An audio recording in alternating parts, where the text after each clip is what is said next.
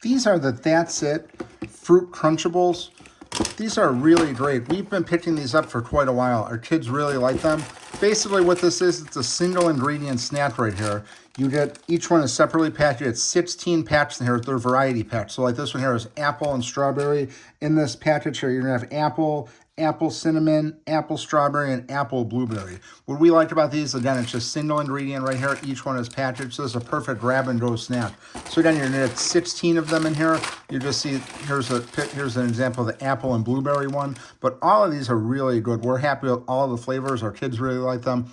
And again, this is a perfect snack to take with you on the go. We initially found the That's It brand from some fruit bars that we used to get, and we switched, just changed things up here. The fruit bars are really great, but moved on to these Crunchables. So if you could pick these up, absolutely want to check them out. Again, you get 16 here in this package. Then each one here, like this is just the apple flavored one, but each flavor is very good. We'll just open one up here so you can see what's inside. We'll just open the apple one right here. This tears open really nice and easy.